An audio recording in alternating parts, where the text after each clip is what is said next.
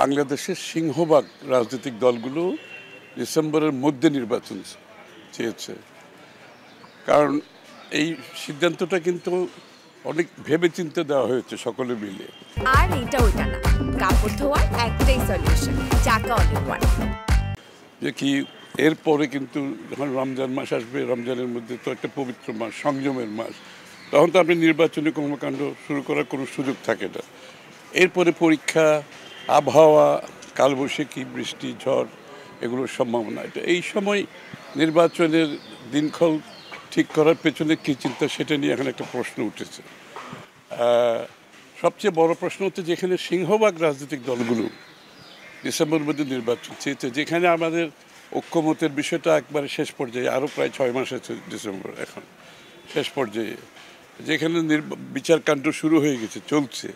বিচার তো নিজের গতিতে চলবে, কোনো সরকার তো বিচার চালাবে না, পরবর্তী সরকার আসলেও তারাও বিচার চালাবে না, বিচারের আওতায় আনতে পারে, কিন্তু বিচার চলবে বিচারের গতিতে।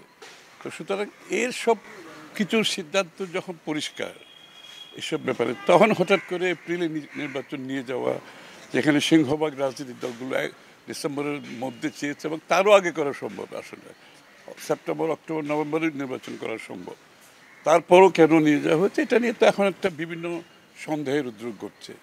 এর পেছনে কী চিন্তা, কারা এটা প্রভাবিত করছে, যারা এটা প্রভাবিত করে সে জায়গায় নিয়ে গেছে, তাহলে আগামী দিনে তারা, এই সরকার তাদের প্রভাবমুক্ত থেকে নিরপেক্ষ নির্বাচন করতে পারবে, এই প্রশ্নটা এখন উঠে চলে আসছে।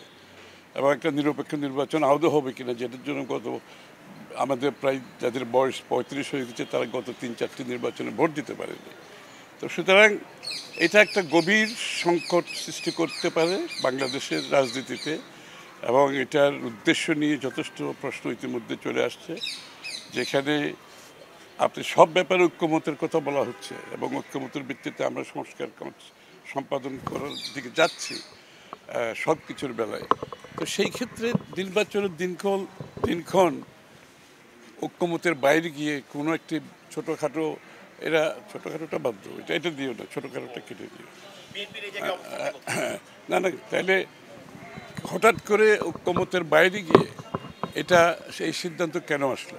একটা কথা মনে রাখতে হবে, দেশে যখন একটা নির্বাচিত সরকার থাকে, তখন একটা বিশেষ সময় নির্বাচন হয়, নির্বাচনী দিনক্ষণ ঘোষণা করা হয়, একটা সময়সীমা আছে, সব কিছু। এখন যেহেতু কোনো নির্বাচিত সরকার নাই, সংসদ নাই, সুতরাং সেই ক্ষেত্রে আপনি এটা করতে হলে আবারও ঐক্যমতের পরিপ্রেক্ষিতে, সকলের মতামতের পরিপ্রেক্ষিতে করতে হবে। এবং মতামতটা যেখানে ডিসেম্বরের মধ্যে মানে করার জন্য একটা স্ট্রং সিংহভাগ রাজনৈতিক দলের মতামত আছে অলরেডি, তো মতামত তো সৃষ্টি হয়েছে ডিসেম্বরের পক্ষে। সুতরাং ডিসেম্বরের পক্ষে যেটা মতামত সৃষ্টি হয়েছে, সেই মতামতের বাইরে গিয়ে এপ্রিল কেন, এটাই তো প্রশ্ন। তাহলে কাদের স্বার্থে, এখানে কি অন্য কোনো চিন্তা আছে নাকি? এবং যাদের জন্য যদি সেই স্বার্থ উদ্ধারের জন্য আগামী দিনে নির্বাচন প্রশ্নবিদ্ধ হয়, তখন আপনি কী করবেন? এখন সেটা তো সেই প্রশ্ন উঠেই গেছে যে এইভাবে এই সরকারের অধীনে প্রভাবিত না হয়ে একটা নির্বাচন হবে, এটাও তো প্রশ্ন হয়ে যাচ্ছে। কারণ কাদের জন্য এই সমস্ত নির্বাচন পিছিয়ে দেওয়া হচ্ছে, কাদের জন্য এই সুবিধার সৃষ্টি করা হচ্ছে, এটার লাভবান কারা হচ্ছে? তাহলে কি আগামী নির্বাচনও কি এই যারা আছে তারা কি প্রভাবিত করে তাদের দিকে নিয়ে যাবে, তাদের মতো করে নির্বাচন করবে? প্রশ্নগুলো উঠে আসছে।